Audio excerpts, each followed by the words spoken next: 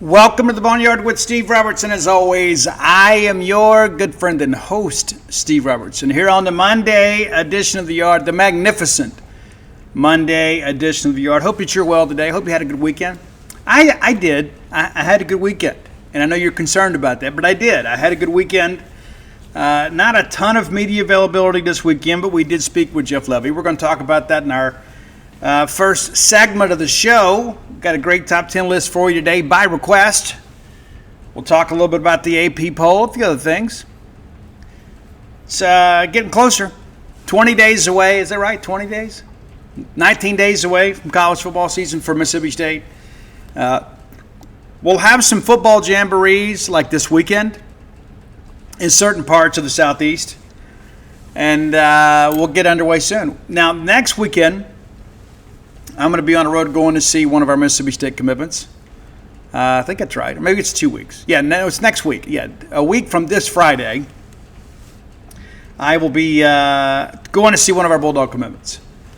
And we'll get some film for you, get some pictures. We'll make a big thing of it. You know, we'll get on the road and come back.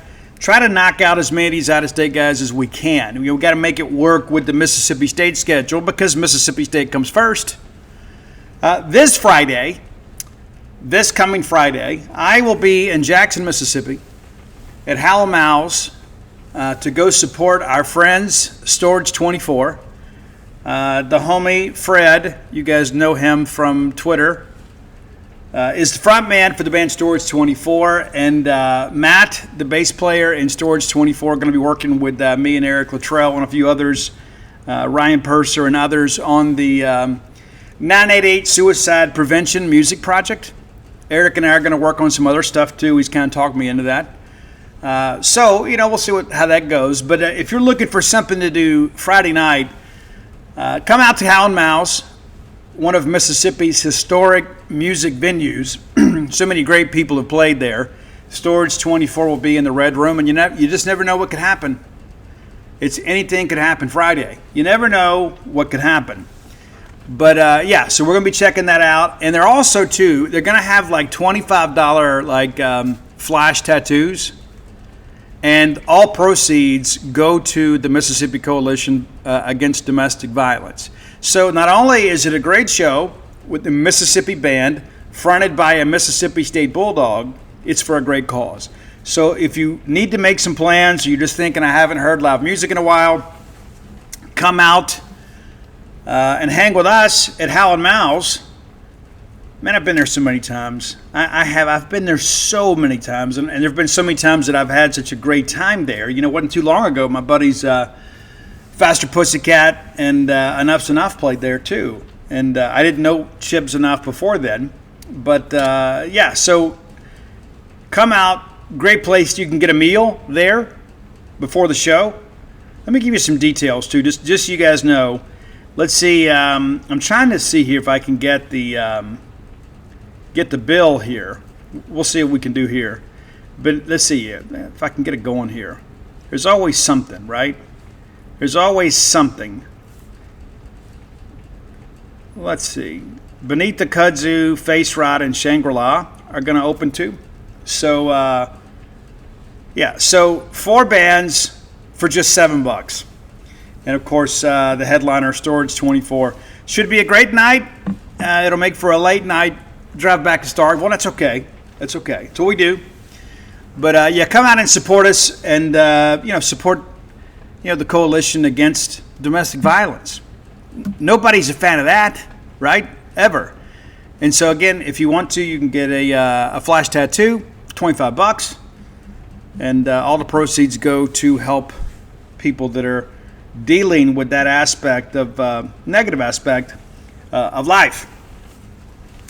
Let's thank our friends at Bulldog Burger Company, longtime sponsors of the show. We love Bulldog Burger Company because, you know why?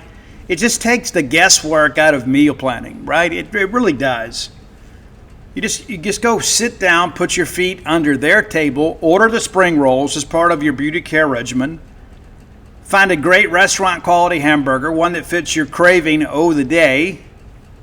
Or get that BLT salad. I like it grilled. You may prefer it fried. It's up to you. I'm not judging. And maybe you're not feeling a burger. maybe get those Sloppy Joe sliders. There's a lot to choose from there. There is. I like the wings there. I think, as the kids say, they're a little low-key good, right? You don't think about Bulldog Burger Company when you think about wings, but maybe you should. 3 great locations to serve you: University Drive in Stark Vegas, Gloucester Street there in Tupelo, Lake Harbor Drive in the Ridgeland Flowood area. Get a chocolate shake to go. That's a great idea for a dessert, right? Because sometimes you're just kind of ready to go, but you need a palate cleanser. Well, get that chocolate shake to go. And even if you don't finish it on the way home, you can put it in the fridge and top it off later.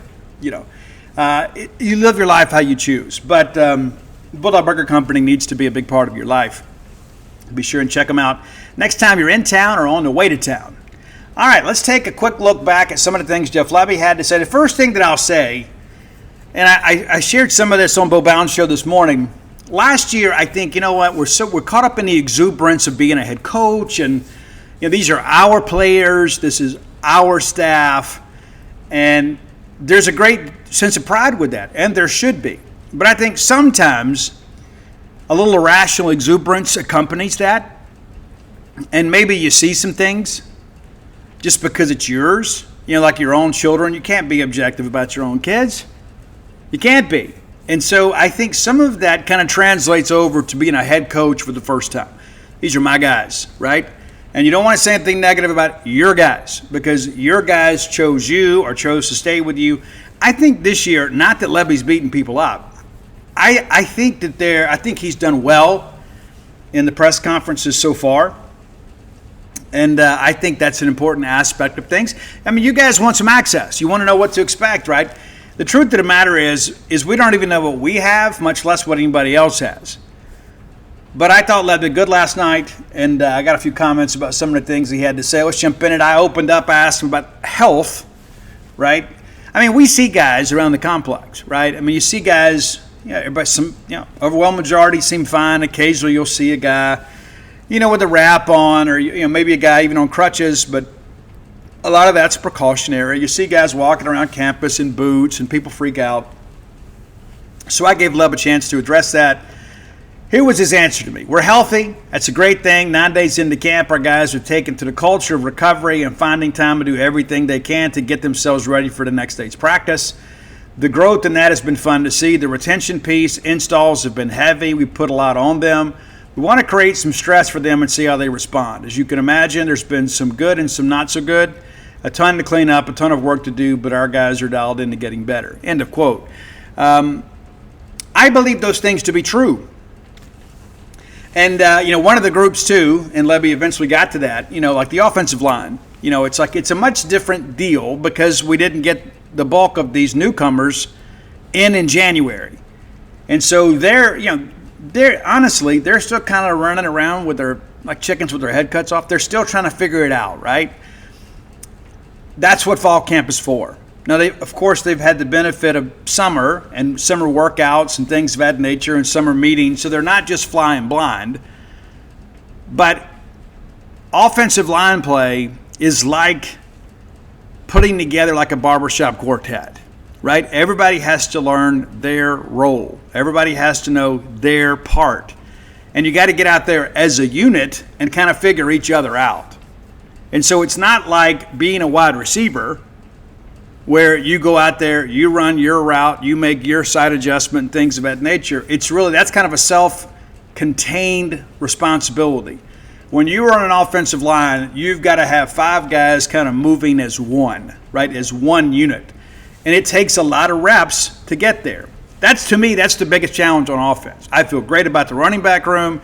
I feel great about the receiver room. I feel really good about our quarterback room, tight ends room for that matter too. So to me, the biggest, probably, I don't even want to call it a problem, but right, the personnel group that has the farthest to go between now and the Southern Miss game, I think is the offensive line, just simply because of the fact we've got so many new faces that have been here a short amount of time. They didn't get the benefit of spring practice. Danny P. Smith of the Starkville Daily News asked a question, and it actually got highlighted, Danny's question and the answer, by the Mississippi State social media accounts. And he just kind of talked about, have you seen a difference in defensive energy? But as Danny kind of qualified too, they played hard last year. You know, let's give them credit. We had some guys that were a little bit overmatched, but they played hard. Lebby's response, it is a more connected group. And let's just stop there. That's an important thing, okay? Like you begin to think about last year's deal. You know, we knew this time last year, we absolutely knew the defensive line was going to be an issue. We knew it. And it proved to be worse than we anticipated. We knew that we were going to go as far as the defensive line could carry us, and that was 2 wins. And there were some other times we actually played well enough on defense to win, and then because we had a freshman quarterback and at times an offensive line that was a little bit up and down, the offense didn't carry their side of the deal. Back to Lebby's comments. I thought something different today. The entire defense walked out here together.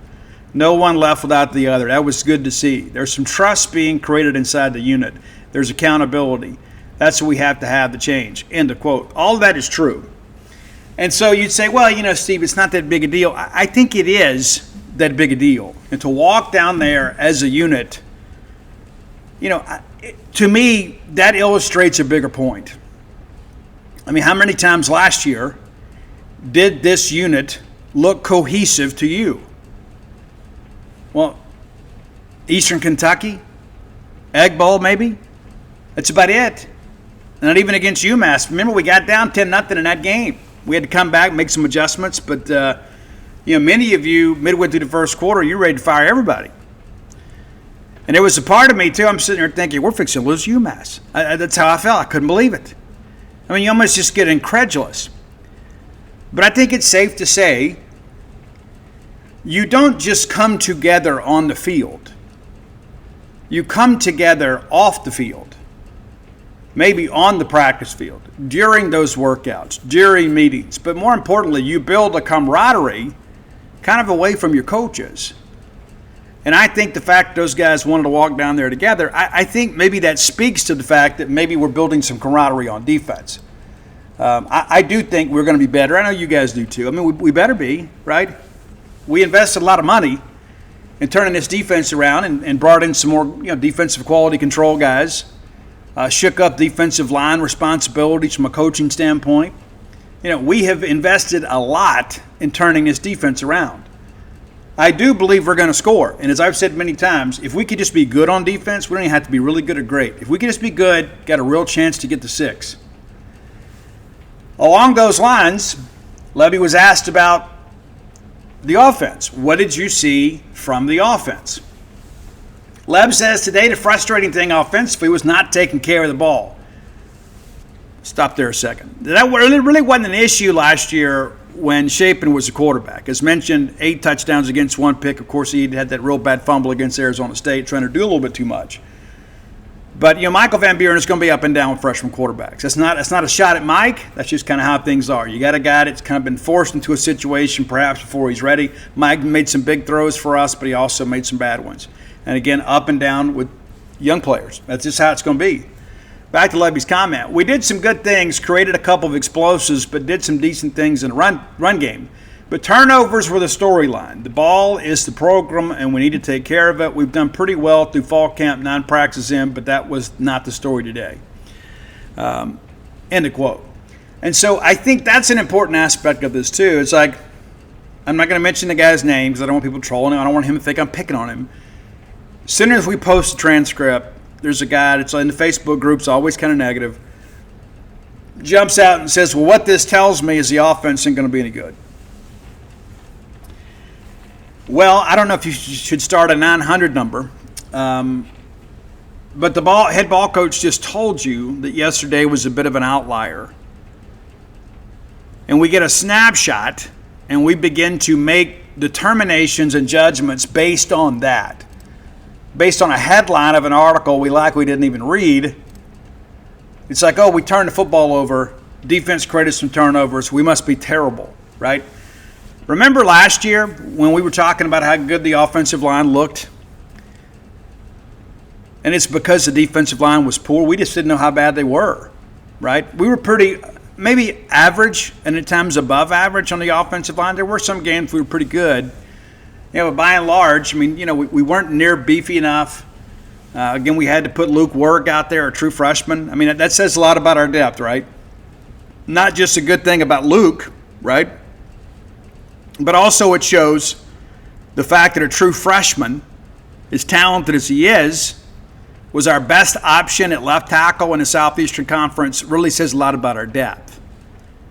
And so as we begin to kind of get into this stuff, it's important to understand, I just about guarantee you when we have Lebby this weekend after this weekend scrimmage, it's going to be about how the offense struck back. And then what are we going to say then? I mean, the thing about it is you want teachable moments. You want both teams to have some success, but you also want to have some teachable moments. You don't want anybody to get so high that they're kind of beyond criticism.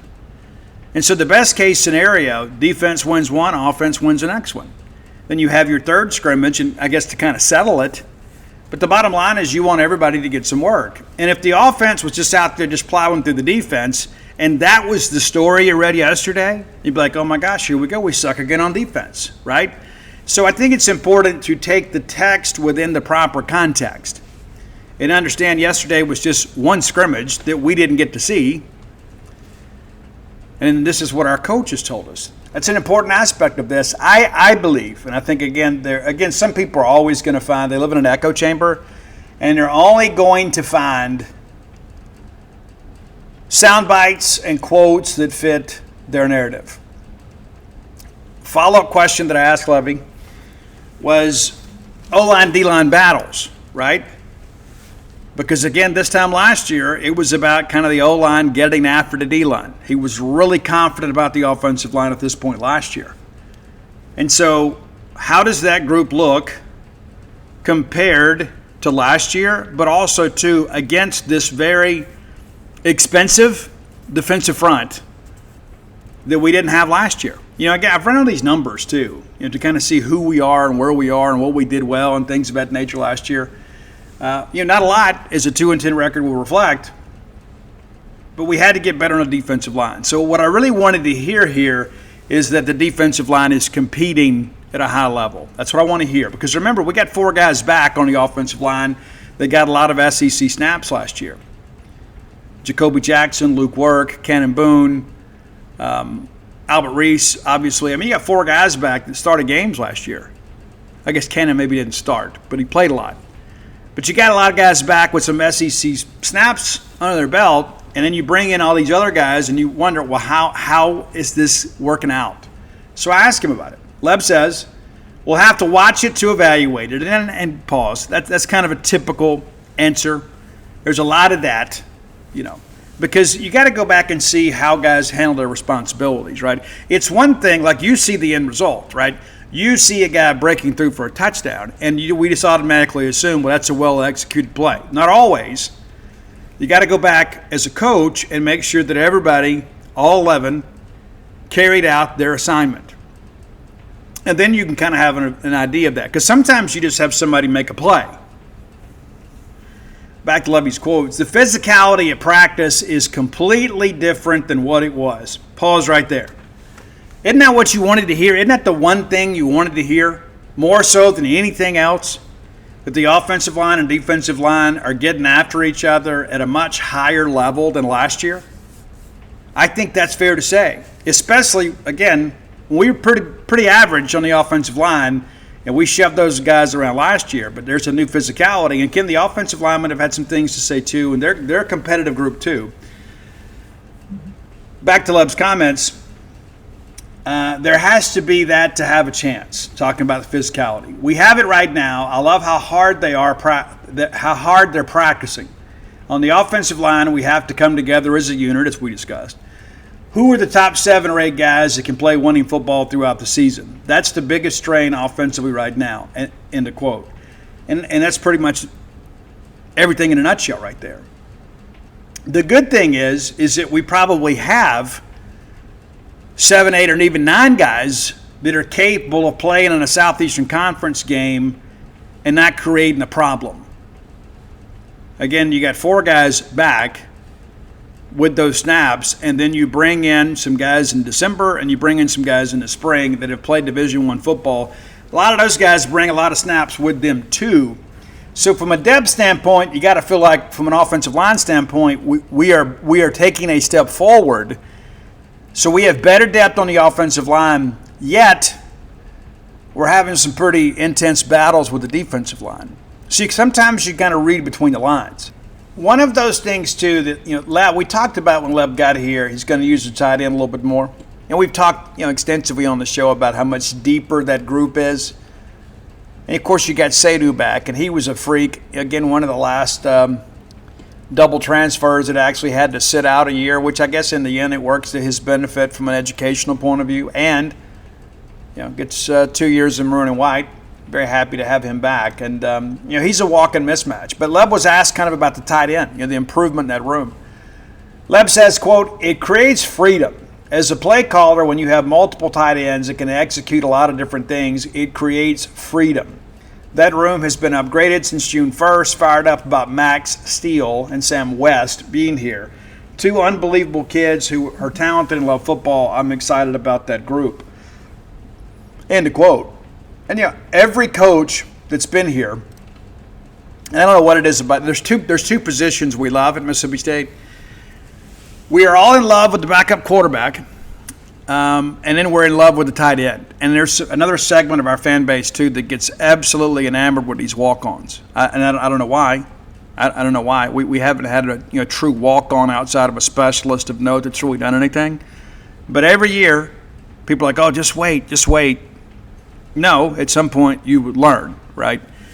They're walking on for a reason. And they're, of course, probably Ben Beckwith is probably the last walk-on that eventually earned a scholarship that really did some things of significance.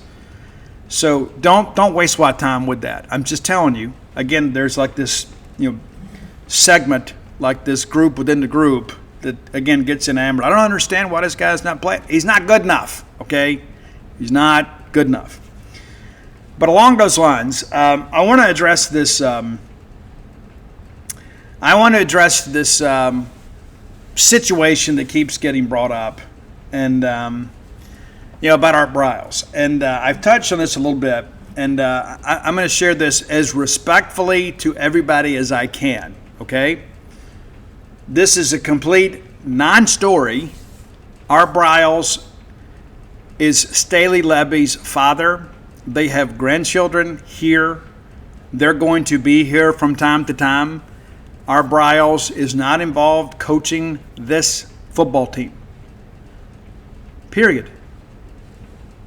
And I don't know why this continues to kind of get brought up.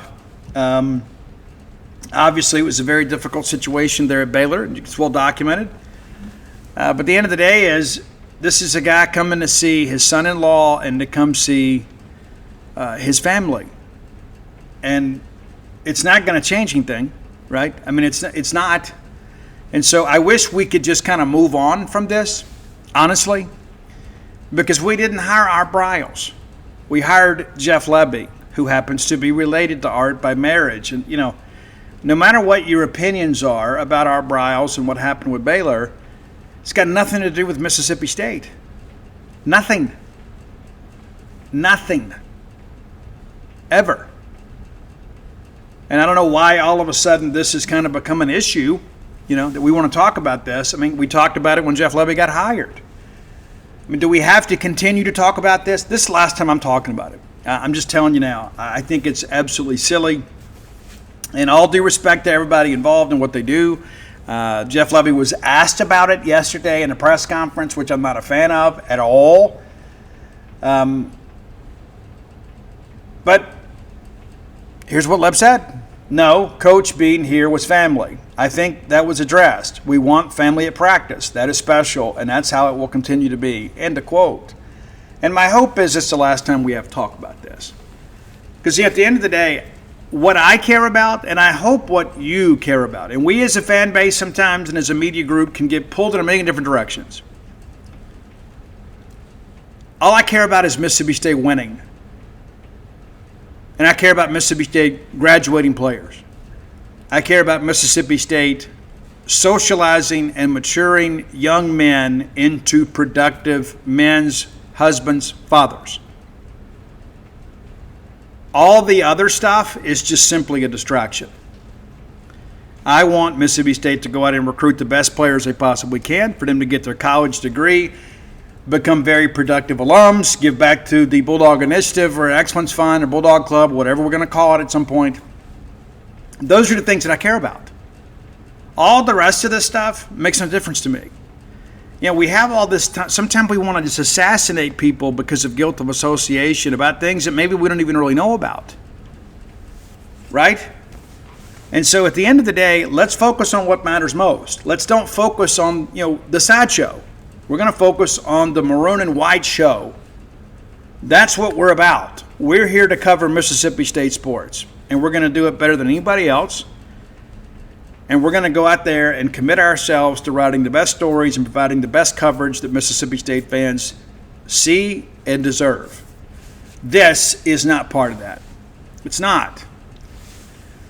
And again, everybody's got their own plan, I guess, but, we've had to talk about this now for 2 weeks. One of the things that worries me about this is we already get limited access, right? And then one of the only times that we do, all of a sudden, it's become a story. And there's no story there. Not as it pertains to Mississippi State.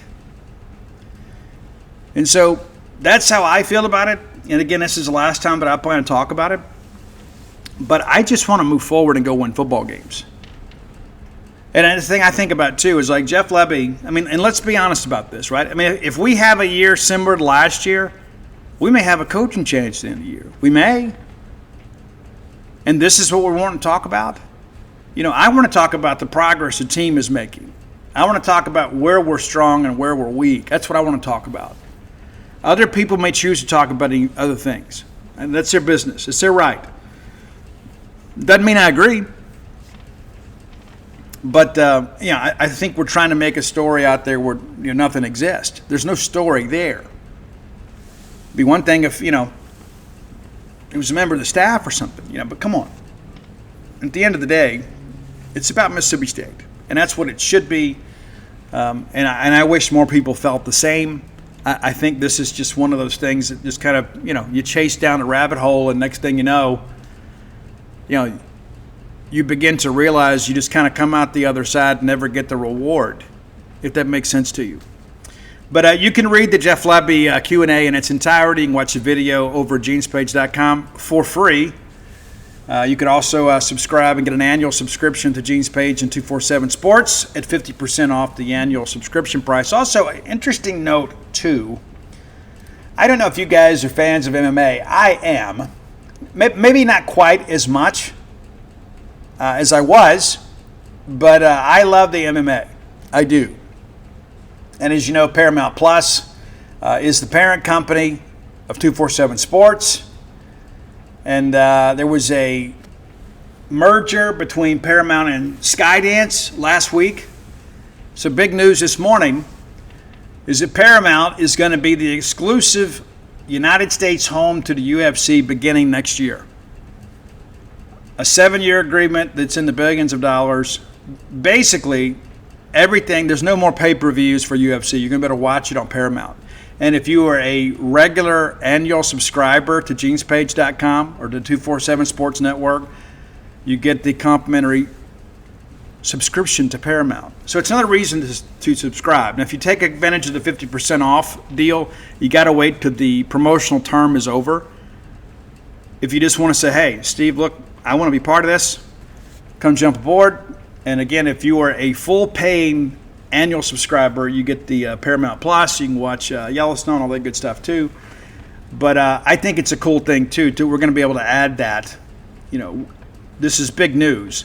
So again, remind everybody, Paramount Plus comes with a full-price subscription of 247 Sports, Gene's Page.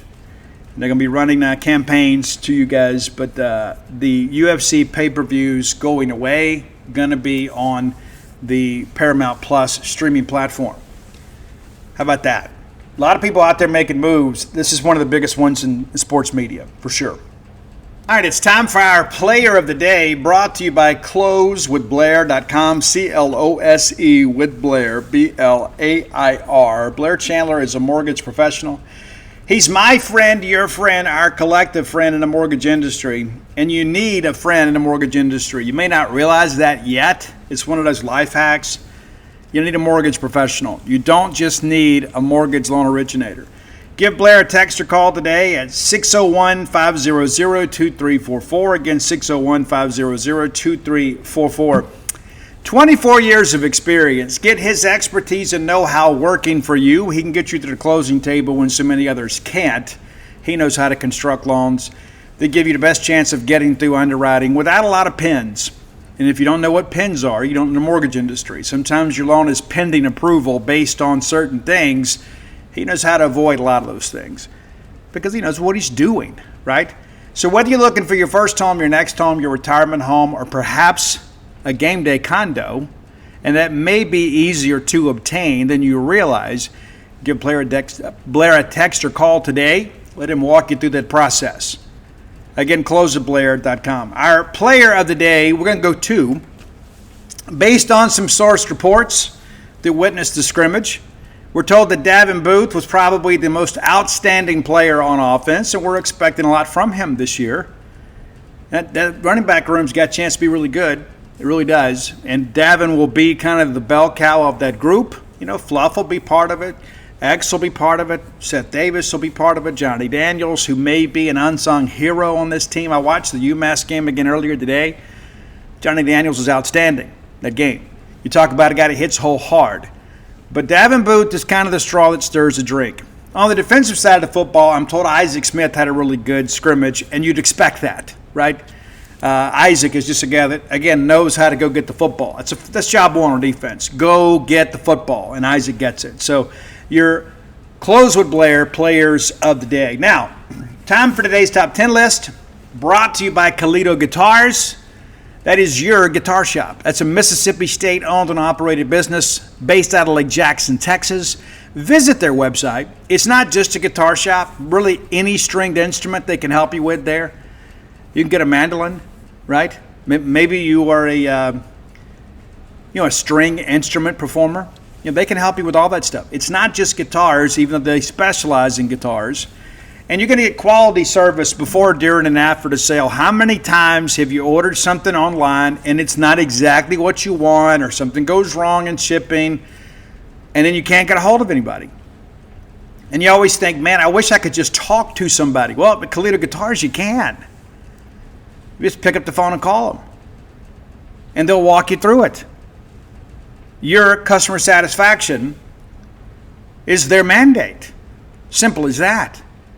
A lot of these companies get too big for their britches, and all of a sudden, it's like, hey, customer service goes out the window. Exemplary customer service at Kalito Guitars. Now, here's what we're going to do. If you want to stop by the showroom and check it out, you can meet the grandsons. They run the show down there. Yeah, you can try out a new axe. Find a guitar case that fits exactly what you're looking for. And there's just something cool about walking around with a guitar case. You know what I mean? It's true.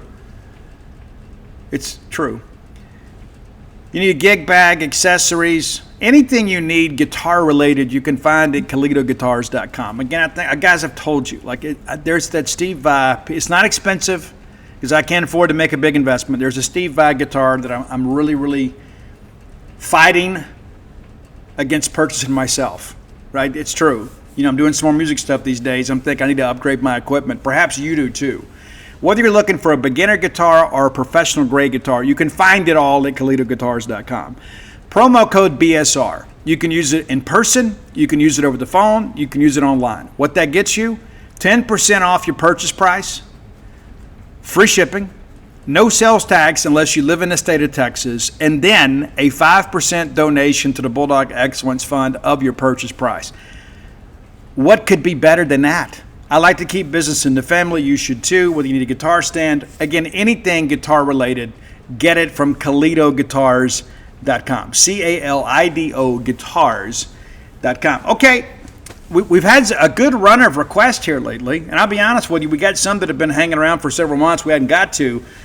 A lot of times I'll just shift gears on you guys or something will happen in music. I got a really interesting one over the weekend, and it's so ironic. I got a great one today, too, from a longtime listener to this show, dear friend of mine, not going to mention the name, that we'll do for Wednesday. Kind of similar to this one, right? So Grant hits us up and says, Steve, I'm a rock guy at heart, but I'm a piano player. I love playing piano. And some of my favorite rock songs feature the piano. You know, Billy Powell from Skinner's one. You know, the Styx guys always had a little bit. You know, Come Sail Away didn't make our list. It almost did. A lot of piano with that, right? A lot of Beatles stuff. But these are real rock songs, okay? These are real rock songs. I didn't use any top 40. You know, of course, Clocks from Coldplay. I know they've been in the news as of late. Maybe you've heard. That's a song with a great piano intro. A lot of people play that. They didn't make our list. But that's kind of what we're going for here. So, Grant, here are my top 10 rock songs with a keyboard intro. Now, I didn't necessarily rank these by quality of song. I ranked them by about the intro itself. Does it make sense? I hope so. Because some of these songs that are towards the back end are some of my favorite songs. Right? And one of the things I love about the piano intro and things like that it allows the song to build. Okay? Number 10, it's Mick Jones and Foreigner. And it's Lou Gramm singing about cold as ice. Because our love is cold as ice, right? You are cold as ice. What about our love, you know? Think of what you've done to me. Because you're as cold as ice. And you're willing to sacrifice our love. I need you to get it together. I do. I need you to get it together. And don't blame all this on me. I'm doing my part. Number 9, we mentioned Billy Powell earlier. Free Bird actually begins with kind of an organ type sound. You know, I could go back to so much stuff, you know, with John Lord and Deep Purple, and we could do a lot with that. I just didn't this time. But I wanted to, anytime we can work in Skinner, it's a great thing. Of course, the song Free Bird is kind of co-written by Alan Collins' first wife. She had written a letter to Alan during a difficult time in their marriage and said, Alan, if I leave here tomorrow, would you still remember me? And you never knew the genesis to that until you started listening to this show. Most of you didn't. You didn't know that. You didn't understand that the song Free Bird was kind of an answer to a letter. And that's what Alan says, I'm as free as a bird. And this bird you cannot cage. Number 8, one of the greatest songs in American rock music history. Goes way back to 1972. It's a vintage classic. Absolutely love it. It's Aerosmith's Dream On. Because every time I look in the mirror, all these lines in my face getting clearer. And the older I get, the more that song matters to me. It came out in my birth year, but also, too, I get old. Sometimes I look in there and I was like, Steve, you get a little bit haggard these days. Number 7. I love this song, too. It's another American classic. And I remember before Use Your Illusion came out, Axl Rose was kind of teasing this song. We're going to have an orchestra. And people were like, oh, this is going to be just so incredibly sanctimonious. It wasn't. And one of the best guitar solos to ever match a song, November Rain. But it starts, of course, with a great piano intro. But I don't think the piano is a big central part of the song. I think it's just a way to kind of get the roller coaster started. Number 6, not a piano. And I remember the very first time that I saw this on MTV. I was like, well, this is crazy, right?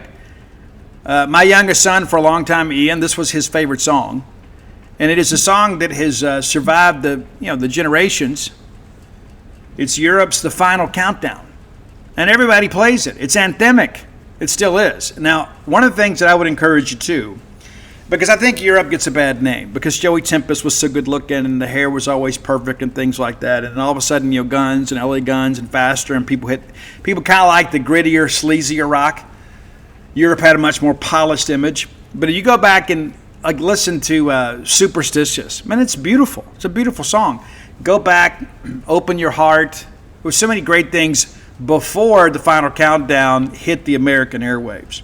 Number 5, speaking of synthesized intros, and I recently saw a cover of this and said if the song Jump from Van Halen was just guitar oriented, what it would sound like, and it was great. But you know what? I prefer it like this, and I think it shows off Eddie Van Halen's multifaceted skill set. So it's Van Halen Jump at number 5. Number 4, and the rest of these are just absolute rockers. I mean, absolute bangers. Number 4, the great Steve Lukather and Toto with Hold the Line, which I think is the best Toto song. Many of you are going to say Africa because it's the only song you know. But if you really love rock music, you know this one. Hold the Line is great. Lukather is a riff master. Number 3, one of my favorites. I had this on 45. I remember the day that I bought it. I bought it at the old Walmart in Columbia. Absolutely so jacked to get it and get it home.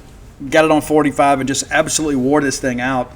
It's Kansas's Play the Game Tonight. This is a song that I wish more college athletic programs used on game day. We should use it at Davis Wade. Great, great song. Number 2, a song we have used at Davis Wade Stadium, and of course begins with a piano. You know, Jonathan, what a great, great musician. Talking Jonathan Cain and Journey. It's Don't Stop Believin' at number 2. I'm not going to get into some big Shakespearean soliloquy talking about how we probably should have never moved away from it because I know, familiarity breeds contempt. I miss it. I do. I think it was a pretty special thing. It's just my opinion. I know Jake Wimberly was like the first to lead that. And here's the thing about Jake, who is my friend.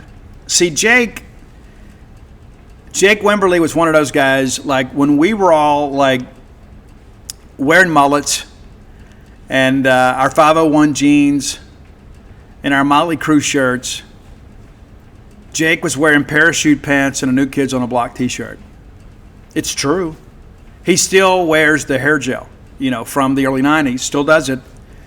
And so I don't know that Jake is the best expert on rock music. And listen, I'm kidding, Jake. I love Jake. Jake listens to the show when he has some time, and I'm on Jake's show. But I just wanted to kind of throw a little barb at Jake. That guy puts ketchup on his steak, okay? And you want him to make the decisions about the fourth quarter music? Yeah, you get it. I love Jake. Jake is my friend. But number 1, and if you know me, and if you know music, you know where we're going here. That's right, it's a Pet Shop. No, it's not the Pet Shop Boys. It's Queen's Bohemian Rhapsody. An absolute electric song that everybody knows from around the world. And I recently saw a reel out there that they just began playing the instrumental in between bands at a festival, and then the crowd just kind of took over. There was a house band that just kind of played just enough instrumentation where people recognized the song, and then everybody just jumped aboard. And again, we thank Wayne's World for bringing this song back to a new generation back in the early 90s, and it seems like it's forever ago since Wayne's World came out. Maybe we need another Wayne's World movie. Maybe we do. I miss Dana Carvey. I do. But nevertheless, Bohemian Rhapsody, a song I've known forever and can't even say the title. Bohemian Rhapsody. So glad that my children know the glory of Freddie Mercury. You can think what you want to about Freddie Mercury's personal life, but there is no denying his talent. But again, that's your top 10 list for today. Reach out to Roy Samanti on X at Dogmatic67, DAWGMATIC67. Let him know your ideas. You can find me on all forms of social media at Scout Steve R.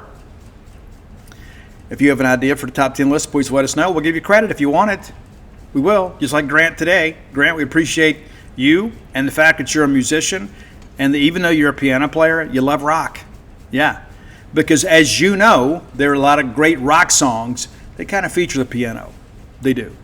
There's a lot we could go back to, the Doors and things like that. There's just so much we can do. I think having keys sometimes just gives an extra layer to some really cool music. And I hope that you guys enjoy the list. All right, next segment of the show brought to you by Campus Bookmart, a Starkvillian institution. We love Campus Bookmart. And why? Because they have the things we want. Yeah, more Mississippi State merch. We can't get enough of it. It doesn't matter if it's apparel, gift ideas, everything you need to detail out your fan cave. You can find it at Campus Bookmart. Tailgating supplies, anything you need. For the Bulldog fans in your life, be sure and shop Campus Bookmart. Next time you're in town, go by and see their smiling faces. You'll be glad you did. The best selection of Mississippi State wares than the universe knows. Simple as that. A lot of people make that claim. They are pretenders to the throne. If you can't make it to town but would like to support a Starkville business, and we're certainly in favor of that, visit them online at campusbookmart.net, and by being a loyal Boneyard listener, we'll give you a phrase that pays, and that is BSR, which stands for Beautiful Steve Robertson. That gets you free shipping on all orders over $75. Any order less than 75 bones, absolutely incomplete. All right. The top 25 AP football poll is out. Of course, Mississippi State not listed. Nor did we receive any votes. We'll run that down. The teams that just missed: BYU, Utah, Baylor, Louisville, USC, Georgia Tech, Missouri, Tulane, Nebraska, UNLV, Toledo, Auburn, James Madison, Memphis, Florida State, Duke, Liberty, Navy, Iowa, TCU, Pittsburgh, Army, Colorado, and Louisiana Lafayette. Yeah, they called in Louisiana Lafayette too. Yeah, and that's AP. That's AP styling. Not UL, Louisiana Lafayette. So, Mississippi State expected to play 7 top 25 teams as it stands right now. Let's run it down. I'll give you a few thoughts as we go along the way.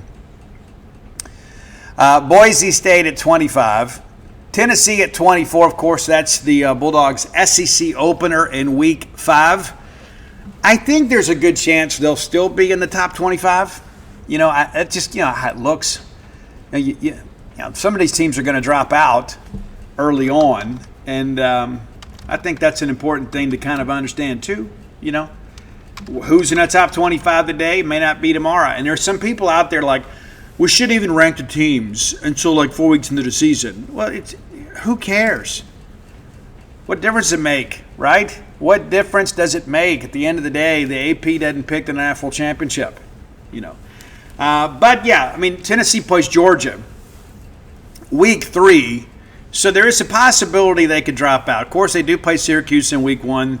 I expect Tennessee to win that game, but it could be interesting. But 3 non-conference games in the first 4 weeks, but considering that they're just kind of precariously positioned just inside the top 25, they could drop out, but could be a top 25 team coming to Starkville there in Week 5. Texas Tech is your number 23 team. Iowa State 22. Remember when Matt Campbell was all the rage at Iowa State? Everybody's like, oh, he's the next big thing, and he's just stayed at Iowa State. Number 21, and there are some Ole Miss people that are disappointed with this. They're ranked 21. I think there's a chance they drop out of the top 25 fairly early. I know, listen, they're getting some hype, because of, Austin Simmons, and a lot of people thinking, hey, he's going to be a very special player, and he may be. But it's a tough schedule for a guy that's just kind of finding his way in college football to start it out. As we know, Georgia State, they'll win that one. And then they got to go to Lexington. It's always weird. Then Arkansas. So 2 SEC opponents the first 3 weeks. We don't know how Arkansas's defense is going to look. Arkansas not even projected to make a bowl this year, but they've had some success against Ole Miss. And it hasn't always been the best matchup for Ole Miss. The power running teams have kind of been able to get after them. Tulane, of course, that could be a dicey game in Oxford. And then LSU will make the trip too on Week 5. So, you could see Ole Miss drop a couple games early. You could. Leaping into the top 20 now, Indiana at 20, and then Texas A&M, another Bulldog opponent at 19. I'm not sure what to expect from them other than they'll probably be 8-4. I think that's a fair bet. I think that's what most people expect. A&M, of course, last year had a chance to do whatever they needed to make the SEC title game and ultimately the playoff. They choked. Number 18 is Oklahoma. I do not buy any of this at all. I don't think that they are worthy of a top 25 ranking, certainly not a top 20 ranking. I even saw some things yesterday where people were like, they're the dark horse in the SEC. No, they are not. No, they are not.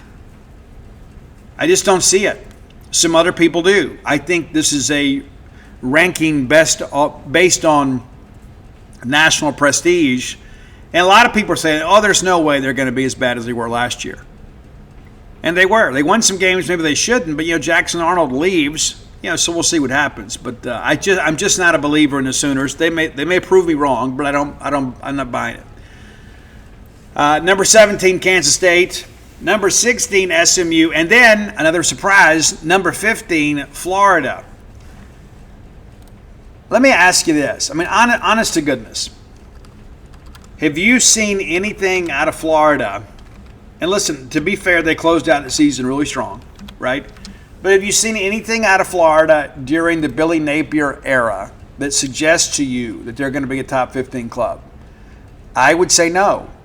And listen, I think, again, this is one of those deals where it's just based on reputation. I think a lot of voters are like, yeah, at some point they'll figure it out. And maybe they did toward the end of last year. But in the 3 years that Billy Napier has been in Gainesville, 6 regular season wins, 5 regular season wins, and then 7 regular season wins. Again, Florida has not had a double-digit win season since 2019 under Dan Mullen. Finished the year ranked number 6 in the country. So, again, I think Florida is one of those teams, too, that, maybe you can get a little bit excited about. We're going to make a trip to the Swamp. And, that's not going to be fun, because, again, they're kind of a power running game. But, they're going to start out, with a couple non-conference opponents, and then it's a road trip to LSU, and then a road trip to Miami ahead of Texas. Then you got to go to A&M before you get to Mississippi State. So a very interesting run. And again, I've said before, I like where we lay on the schedule other than the fact they have an open date after us. But they could be a beat-up football team when we head to Gainesville. Michigan at 14, South Carolina at 13. I mean, look at Beamer Ball, right? Shane doing a good job there. A lot of people are kind of hyping them up a little bit. Here's the thing about, number one, I love Shane, okay? And that's a great home field advantage there. I think those of you that have been kind of understand that's one of the reasons we wanted those LED lights is because they do such a good job with them. It just makes for an incredible environment there. I don't know that many people do it better than they do, but they do. They do a great job there. And, hey, Shane was a surprise pick. Ray Tanner hired him. A lot of people were against it. And then, of course, Shane finds a way to kind of get ahead of schedule. And a lot of people last year thought he may be coaching for his job, but they turned it around. But it'll be interesting, too, to kind of see how things play out with them early in the season. It's just you never know what to expect from the South Carolina team. But you expect it to be Clemson year one under Beamer? I would say no, But they're going to open up against Virginia Tech in the Mercedes-Benz Dome, or whatever we're calling it in Atlanta these days, the Georgia Dome, right? And then South Carolina State, Vandy, and Missouri. So 3, neutral site game, 2 home games, and then Mizzou. And then they get the Kentucky game, which always is interesting, You got to go to LSU, then you get Oklahoma. So, the first half of that schedule is pretty daunting. So South Carolina kind of safely positioned for now. But if you drop game 1, it could be interesting. Illinois is at 12. Mississippi State's week 2 opponent, Arizona State, comes in at 11. I'm not buying this either. And I know Sam Levitt is a guy that's expected to be very good. They lost a ton of players from last year. They worked the portal hard again this year. I think, again, some of this is based on last year's results, but it's not last year's team. Arizona State's going to be good, but they're not really typically recruiting at an SEC level. And I think if we go out there and play like we're capable of playing, we're capable of winning that game. Miami comes in at number 10. LSU, number 9. State doesn't play them. I think some people are sleeping on LSU just a little bit, though. And I know the Garrett Nussmeier situation – have some people thinking, what are we going to see? But, to hear Brian Kelly tell it, it's a kind of a chronic situation. It's not been something that is a new occurrence. He's kind of played with this type of ailment before. Basically he has tendonitis in his knee, which is never great for an athlete. But, It's not something new. Number 8 is Alabama. Again, I think this is based off reputation. Alabama's a team last year to drop some games they absolutely shouldn't have. And I think it's like people are like, well, they'll bounce back this year. You don't know that. I still think Alabama's a top 20 team. I don't think there's any question about that. I think they're probably a 10-win team this year. Maybe they make the playoffs. We'll see. I don't know. Number 7 is Oregon. 6 is Notre Dame. And then Georgia, number 5, another Mississippi State opponent. They are the second highest ranked SEC team in the AP poll. But it's going to be interesting. Without Carson Beck, who I didn't think was great last year, I think he was kind of a product of the system and had a lot of talent around him. That could be interesting. What happens? Is Gunner the quarterback this year? I think probably so. And he's a guy that probably brings a little more of a running element to things. I think he's a better athlete than Carson Beck. But Georgia's going to be elite defensively again. So they'll certainly be top 10 when we roll into Stark Vegas that night to host them. Clemson, number 4. Of course, that big ball game early in the year, Clemson LSU. Ohio State, the defending national champions, is 3rd. James Franklin and Penn State are 2. And it always feels like Penn State always finds a way, when the expectations are high, to find a way to lose a game that they shouldn't, right? That's one of those things, and I think James Franklin's a great coach, but there always seems to be that one loss each year you have to kind of look at and say, what's this about, right? And real quickly, kind of looking at the Penn State schedule, one of those things that helps with them too, even though they got a lot of travel and that kind of stuff to do, we'll see how things go. It's going to be interesting, though. And they open up with Nevada, that's a dub, Florida International, Villanova, and then Oregon. So they should be 3-0 going into the Big Ten opener against Oregon, which, again, that's a ranked team. Then you got to go the next week to UCLA, not expecting them to be much, but that's a long trip. Northwestern, at Iowa, at Ohio State. That'll be a marquee game, obviously. Probably top 5 opponents. Indiana, is Cignetti going to be as good in year 2 as he was in year 1? Made the playoff last year. At Michigan State, Nebraska, at Rutgers. And so you look at this, hey, they don't play Michigan, but they're going to play some of the top teams within their conference. And, of course, number 1 is Texas. I believe that's probably the way I would have voted at least at the top spot. But I think outside of the top 10, it's just kind of a beauty contest. And there's just so many teams in there that are ranked high based on last year's results. And, of course, the way Florida ended the year kind of makes you think Lagway kind of getting his legs under him a little bit. That'll be interesting. But at the end of the day, the only poll that counts is the last one. Can State be ranked at some point this year? Yeah, possibly. But I don't think there's a lot of believers in Mississippi State. So we're going to have to probably win more games than most to get votes and maybe creep in early in the year. But nobody's expecting us to be anywhere near the top 25 at the end of the year, which I think is interesting for Jeff Lebby, right? How do you handle a year with little to no expectations, right? And then everybody's like, well, our schedule's tough. Guys, our schedule is always tough. We play in the toughest conference in the country. And you think about this, like we're not playing LSU or Alabama or Auburn, teams that we historically have played annually. You're not playing them, but you do get Tennessee, you do get Georgia. And so it's like, no matter how you trade it, and Texas, so it's like, hey, you don't have to play Alabama every year. Where do I sign? Okay, cool. Well, let me give you the better teams from the other side, right? Because Georgia and Tennessee were perennial contenders in the East. And so, the reality of it is we have to face the fact that Mississippi State is always going to have a difficult schedule. Always. But that's not going to be an excuse. We want to win. And I watched the Mississippi State episode in this Every Given Saturday thing, or Any Given Saturday. I haven't watched the whole thing. I saw a bunch of people kind of highly anticipating this documentary. I haven't seen a ton of positive traction out there on socials about it. I did enjoy the behind-the-scenes stuff. like the stuff with Jeff Lebby, with his family and that kind of stuff, that was all very interesting. Him getting emotional post-game after the Egg Bowl, that was kind of neat. I felt in some ways we were kind of disrespected, and I'm not a guy that wears that label on his sleeve. But like when they're breaking that same episode, it's breaking down rivalry week and Texas A&M and Texas. They had Johnny Manziel to provide color about the A&M Longhorn rivalry, right? We had SEC Mike.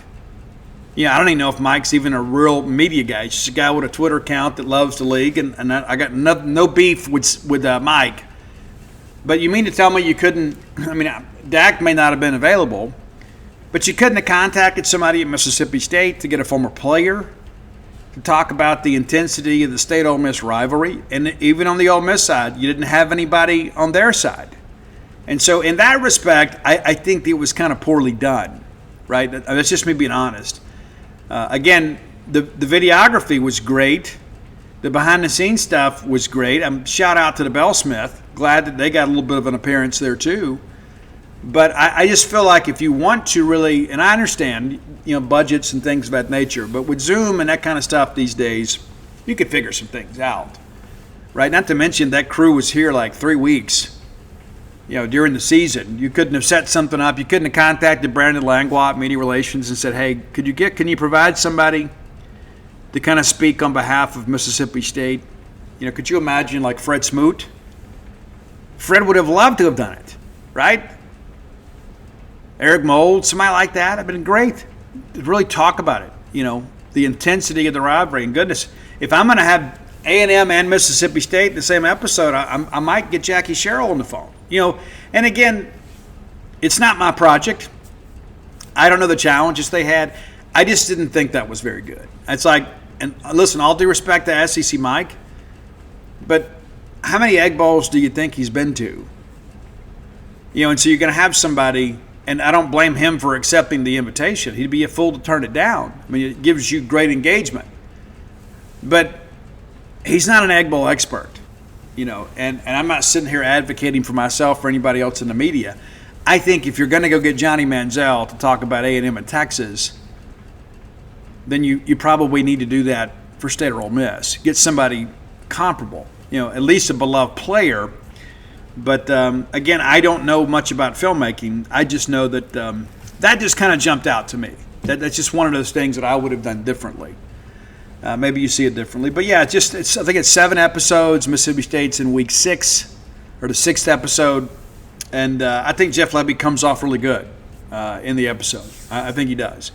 And the one thing I do believe about Jeff Lebby is he absolutely cares about this place, cares about his job, cares about the game, cares about his players. It's a career opportunity for Jeff. In the event that Brent Venables gets fired at Oklahoma this year, which despite what the AP poll tells you is a very good possibility, I don't think Jeff is going to be a candidate for that job. Okay? No matter who gets the athletic director job at Oklahoma, I just don't think that's the case. I just don't think Leb's done enough, right? So I suspect Leb's going to be here for a little while. And we need to have some stability. We need to be able to build some culture. We need to be able to stick with an offensive philosophy. We need to continue to recruit to that philosophy and put ourselves in a position year after year after year. I ran the numbers a couple of years ago on attrition rates. I finally just had to give up. It was just too much to keep up with, because the portal just exploded on us. But in 2023, the 2 teams that had the highest attrition rates in the Southeastern Conference were Mississippi State and Auburn. And those are teams that had, in the portal era, had undergone 2 coaching changes. Yeah. And now we've got a third one, And so you can only imagine, I suspect that the portal retention rates or the roster retention rates right now are not favorable to Mississippi State. Maybe that's one of the reasons I don't want to do it, But you don't need a pie chart to understand this is a much different team than the one that Jeff Lebby inherited. As mentioned a week ago, you have 15 players back from when he got here, on the scholarship side. And that's including Kyle Ferry, At least he's a regular. I think it's 14 Axel scholarship guys. I think Kyle's a guy that's a walk-on. That may have changed since he arrived, but the reality of it is this is a completely different team. It is completely Jeff Lebby's team, and I think in year 2 we're going to see a lot more of Jeff Lebby's offense. Somebody asked me just the other day, which offensive player do you think needs to step up the most? Who is a guy that nobody's talking about on offense that could kind of be an X factor? I'm going to go with Jordan Mosley. I mean, did you look at the steps that he took last year? I mean, he took a little bit of a jump last year. Listen, he's not going to have Kevin Coleman type numbers. But I think Mosley is a guy, and he had a couple drops last year that were pretty big, but he is a guy that I suspect will play the best ball of his career this year. Last year he had the opportunity, of course, and was a starter throughout the year. And I think Jordan Mosley is a guy that loves Mississippi State, loves all of you, loves Starkville, and I think that he could be a big piece of things. And again, nobody's talking about him. Everybody's talking about Devon Booth, of course, the addition of Fluff Bothwell, Blake being healthy, Brennan Thompson coming in with his blazing speed. There's a lot of other guys that could mention before you get to J-Mo. But I think that he is going to be a very significant part of things for Mississippi State. All right, final segment of the show brought to you by the Stark Vegas Clubhouse. If you don't know the Stark Vegas Clubhouse, you certainly should. If you're bringing a large group to town, look no further than the Stark Vegas Clubhouse. It's the place to lay your head and to break bread and just to kind of spend some time recreating with each other. We stayed there back for New Year's. We'll probably do it again. It is an absolutely outstanding facility, just 5 minutes away from the Mississippi State campus. You can do your tailgating right there. Save yourself a lot of time, trouble, and effort, and just cook and enjoy your dining wares there, right? Now, full-service kitchen, wet bar, if you're interested, the back porch area, the fire pit area. We used everything. I didn't use a wet bar. I don't partake in that kind of stuff, but 6 bedrooms, 3 bath. And again, it's so easy to find. Right off 182 out past the Highlands. Again, just 5 minutes away from campus. You think about game day traffic and having to battle through 12 and all that kind of stuff. You can stay right there, just kind of nestled up against the Mississippi State campus. And half the trip is just kind of getting back to 182. You take that left, next thing you know, you're pulling up at Davis Wade. Great opportunity. And it's open 365 days a year. When you Google the Stark Vegas Clubhouse, their Facebook page auto-populates, and you can see pictures of all the amenities available to you and your guests. But in addition to that, some booking options come up. You can go the Airbnb route, the VRBO route, but if you want to save some money, book through the Evolve website and use promo code BSR10. That's BSR10. Get you 10% off your stay just by listening to this show. You could pay more, but why? I want to talk about something important in this last segment, and I want to give Dan Wetzel a lot of credit. If you haven't read the article, I shared it last night and said this may be the most important article that you read all year. We have had this happen within our Starkville community. This thing has happened. And Dan Wetzel tells the story of a high school player from Michigan that he's a good-looking kid, all-American kid, and, filled with hormones like the rest of us, and we're 16, 17 years old, and I guess for some of us, even in the middle age. But anyway, he gets a DM one night, from this account. Said her name was Danny Roberts, and they blurred the picture, but you got to figure it's probably some cute girl. Said she was 19, and one thing leads to another, and then this account sends a provocative picture, let's say that, and then wants one in return. And then the young man, of course, feels some sense of obligation, despite the fact that he had a girlfriend. He goes and goes to his restroom and snaps a picture that is provocative, and he sends it back. Well, immediately he finds out then that Danny Roberts, number one, is not for real.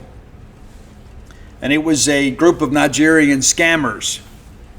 They were pretending to be this college-age girl showing interest in this young man.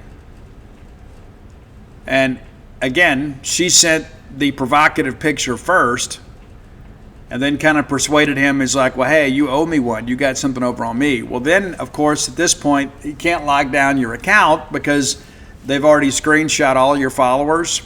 They've already done their research and found out who likes your pictures and that sort of stuff, and who you're taking pictures with, who you're tagged with, who your girlfriend is, who your parents are. And then they basically extorted money from this kid. And he worked at McDonald's and he had $355 in his account. And they said, hey, we need $1,000 or we're going to send this provocative photo to your girlfriend, to your mom, and all your followers and all your family members or whatever. Now, I will be honest with you. Number one, I would never send that kind of picture. But number two, if I did, I would not care what they did with it. Wouldn't make any difference to me. Number one, I'd never be in that situation, but I wouldn't care, right? When you're 17 years old, you care a lot, especially about that sort of stuff, especially when you've done something that you shouldn't have done, right? So within 5 hours of this first DM showing up saying, hey, and the end of our story is the young man kills himself. And the scammers encouraged him, you may as well kill yourself. I'm going to ruin your life. Going to ruin your life. You got to give me $1,000. No, and then he offered the other $55. He sent him $300 and had $55 left. He's, I'll even give you that. He goes, no deal, no deal. So, of course, they send the picture to his girlfriend and some others. And the young man goes downstairs, gets a gun, sends a text to his mom in the middle of the night, says, I love you. She was asleep, didn't see it. Texts his girlfriend, said, hey, I've made a mistake. I wish I could take it back. I love you, and then kills himself. The first thing that I want to say is to all of you young people to listen to this show, in the event that something like this happens to you, number one, if it seems to be too good to be true, it is, okay? Random hot girls in college are not interested in high school guys. I know that burst your bubble a little bit, but that's the reality, and it actually may save your life to know that. Even talking to my own daughters when they transitioned to college, like all their friends that they knew from dance class or whatever, like, hey, why don't you come to the Starville High School game? It's just not even on their social calendar. They would never even dream of dating a guy in high school when they were in college.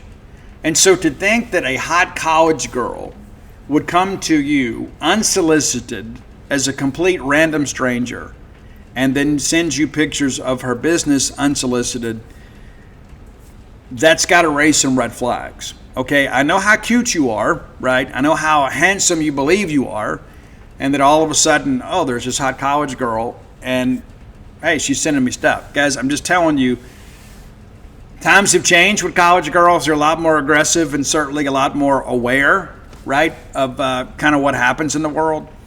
But it just doesn't work that way. The second thing is, in the event that you do something like this, right, if you get caught in this trap, allow me to speak on behalf of the rest of society, okay? Your parents, your aunts, your uncles, your coaches, your church members, whatever. We're going to be okay, all right? We're going to be okay with that. If your parents, you'd be like, how in the world could you do this, right? How could you do this? But it's not worth your life. And yeah, there'll be some people that'll snicker in high school or whatever. The picture may even get passed around, you know. But the reality of it is not, number one, you should never do this.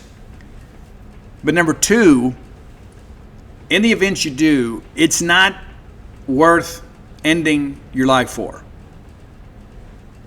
Guys, at some point, we all have been embarrassed among our high school peers. Of course, you know, back when I was, you know, we had rotary phones, you know, when I started school. It was big time when we got like push button phones, you know. But all that understood, it's not the end of the world. And as I said many times on this show, I wish I could take all you young people that are struggling with something that you feel is so incredibly important. I wish I could just hug you all and tell you it's not always going to be this way. As I've shared with you guys before, about 30 minutes after graduation, all of those opinions that used to matter so much to you no longer matter.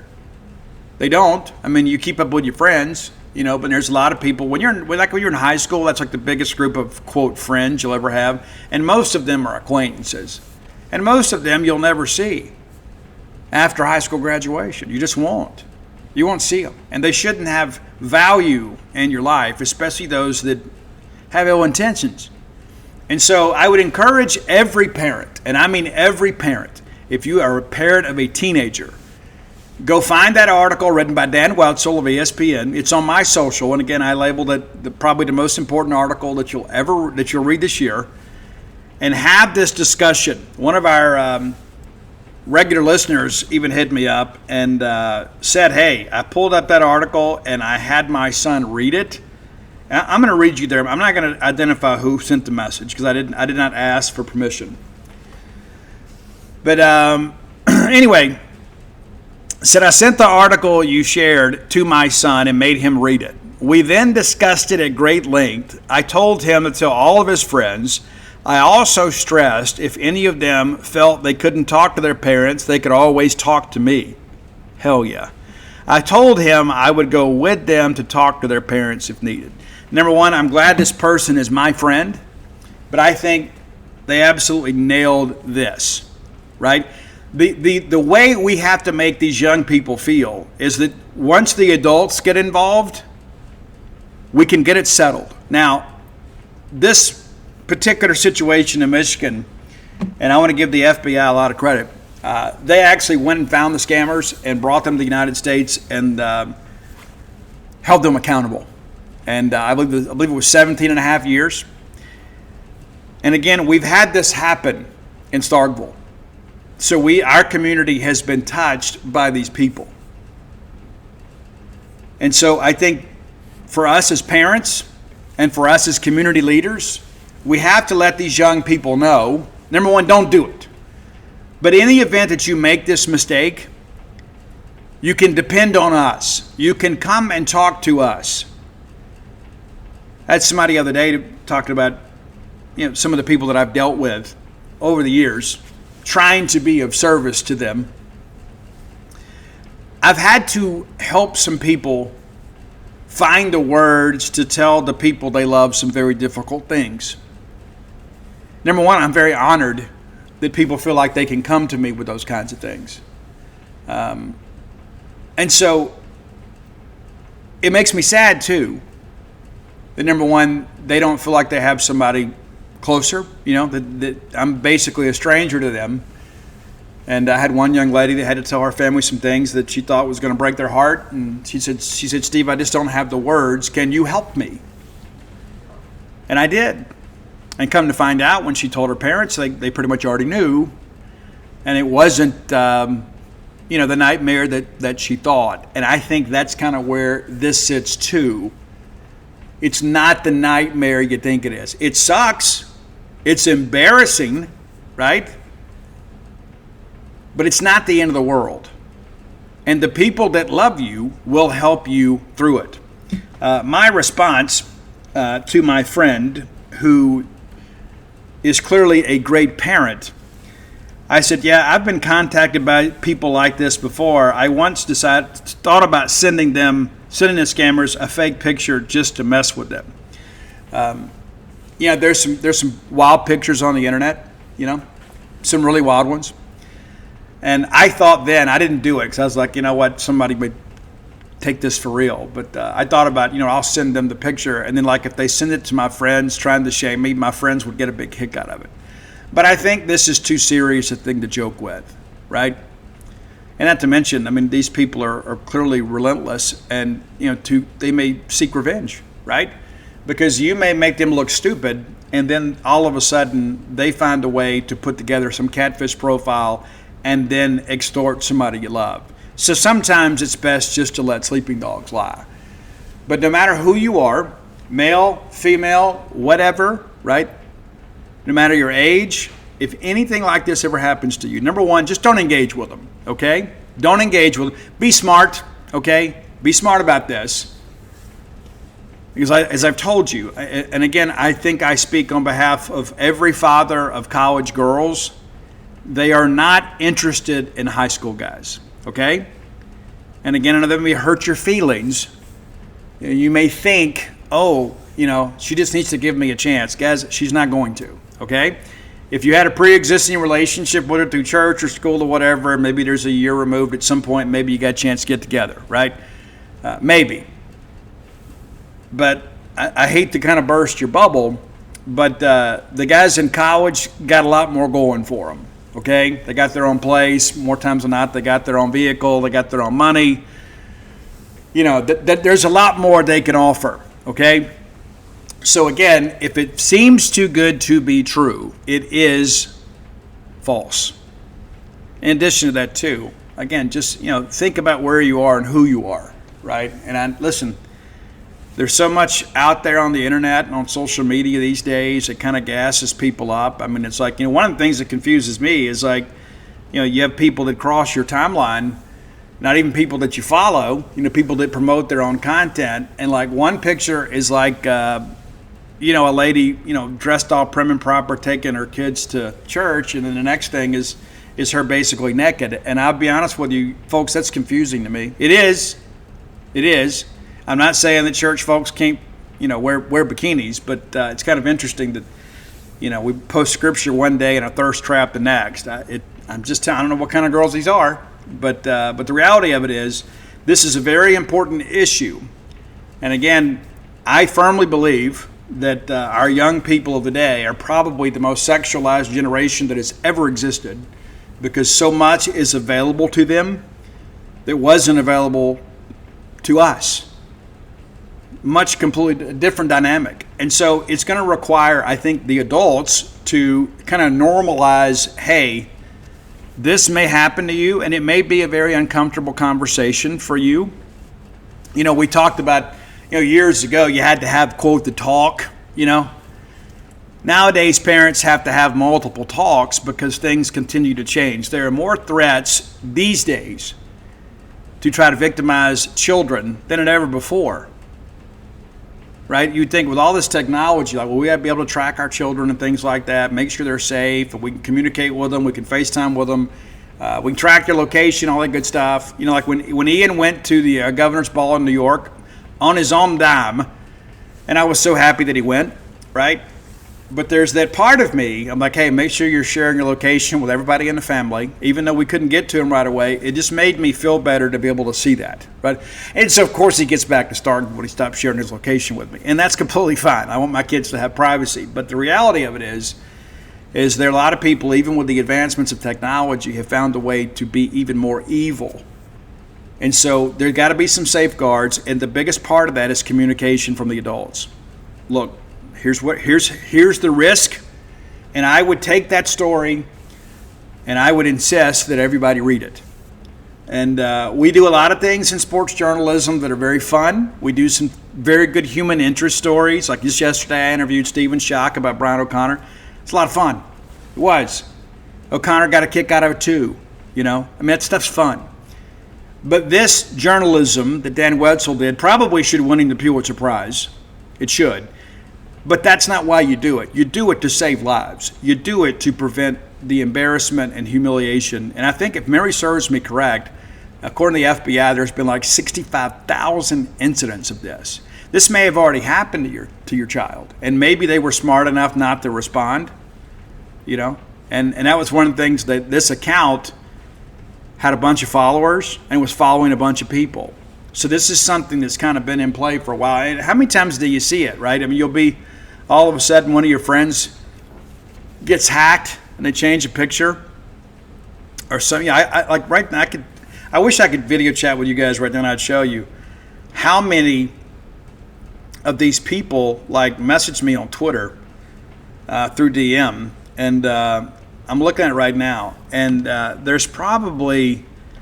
I used to go delete these, and I just finally just stopped checking. I would go watch. I would have to keep up with it because sometimes a recruiter, somebody that maybe I don't follow, would send me something. And even though I've tried to make my DMs much easier to find, but there are hundreds, and I mean hundreds, of these messages It's like, hey, where are you from? And it's some girl in her underwear. Hello, can you chat with me? Hey, I think you're really handsome. Can we be friends? There's a bunch of that. And, I'm smart enough to understand where all that comes from. But when you're 16, 17 years old and you're inexperienced, even though you probably know a lot about the internet, some girl sends you a picture that's provocative. How many of us at 16 would turn that down? I would say very few. So I encourage you, find the article and have this conversation, even if it makes you a little bit uncomfortable. Because I can assure you, you'd rather be a little bit uncomfortable than to have your child go through something like this and potentially end with tragic consequences.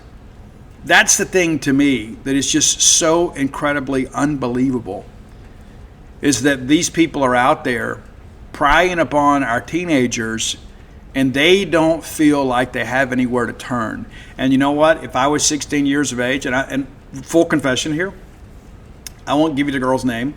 There was a girl that I was dating, and I sent her a letter that had some provocative language in it, and she kept it, and she would read it occasionally. We were a thing. And then somebody stole the letter from her in class and read it, and then tried to stress me about it. Said, I'm going to go turn this into the principal. I'm going to give this to so-and-so. And it's terrifying, right? These are very natural feelings for a very real person, right? But it was terrorizing. I mean, you think, oh my gosh, like, am I going to get suspended? How do I explain this to my parents, right? And that's nowhere near this, right? Nowhere near this level. So that level of anxiety, I can't even comprehend. I can't even comprehend it. And again, this is, a letter. We used to write letters, so we didn't text back then. So we had to put things in written form, and wrote her a letter. Again, it was a little bit spicy, and we were a couple, right? But I shared that with you because I have made similar mistakes at a similar age, and I know many of you are the same way. And nowadays, you make these kinds of mistakes. You never know who's going to keep it as a receipt on their phone, right? And just wait for the right moment to try to embarrass you again. And I can't begin to imagine, living with that, knowing that at any moment, like even when you think you have it behind you, that somebody else, these people will have these pictures of you forever, no matter what they tell you, right? And they'll share them with friends, and you got to be careful with all that stuff, because you never know who's going to end up with them. But the best way to ensure chain of custody is to never send those pictures to anybody, right? Simple as that. And I guess if you absolutely have to, make sure you protect your face and all your identifying characteristics as best you can. But I do not promote any of that. I think that is just so incredibly risky behavior.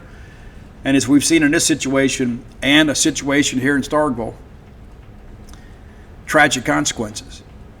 So again, I wanted to dedicate some time to talk about that. Also, too, since we've been together, brand new single from Bad Omens called Spectre, and it is a very dark but very beautiful song. I think you'll enjoy that. Be sure and check it out. Got a chance to meet a Boneyard listener at the spa the other day, Summer. I won't say your name or where you're from. So nice to meet you, and so glad you're enjoying the float spa and floating, and my wife, she's great, and glad you guys kind of hit it off, and I'm glad that you continue to come back and be a customer of ours. Summer has found great benefit in floating, and told me I wouldn't have even known about it if I hadn't heard about it on your show. Well, here we are, telling you again about it. Dial 662-268-7601. You can speak directly to my lovely wife, Dana.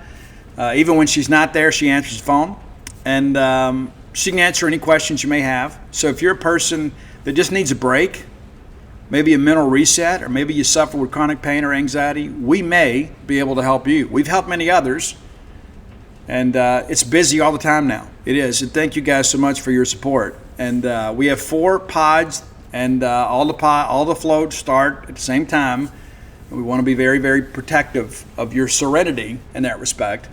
But yeah, come out and be a part of that. True Rest Float Spa Starkville. You can follow us on TikTok and Instagram, Facebook. I encourage you to do so. They do a great job. on the social media side, for sure.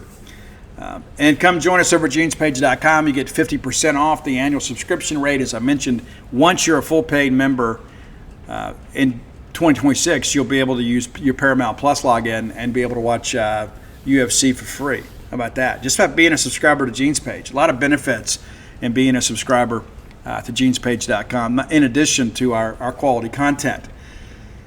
If you haven't done so, go to DutyNobleBook.com. You can get signed copies of all my sports titles there, including The Dude, now 41 weeks on the Mississippi bestseller list. Pretty cool. Thank you for that. But Flim Flam, Alpha Dog, Stark Villains, Dogpile. Every Bulldog needs a copy of Dogpile. And When the Bottom Falls, of course, my personal memoir about my life in recovery, what it took to get sober, what it's taken to stay sober, and hopefully what it takes to die sober. Yeah, that's part of the goal, right? Listen, I love each and every one of you, and I know sometimes we deal with some heavy stuff on this show in addition to Mississippi State sports. So thanks for indulging me, but I don't bring these things up because they're trivial. They're important things to me and to others. And I'll remind you guys later in the week, Friday night, Howlin' Mouse, doors at 6, show at 7. We're going to support our boys in Storage 24. Encourage you to come out. And again, it is a benefit show to help the Mississippi Coalition Against Domestic Violence in our state, which is a very worthy cause. Until next time, let's all live our lives in a way we make more friends than enemies, and people can see a difference in the way we live.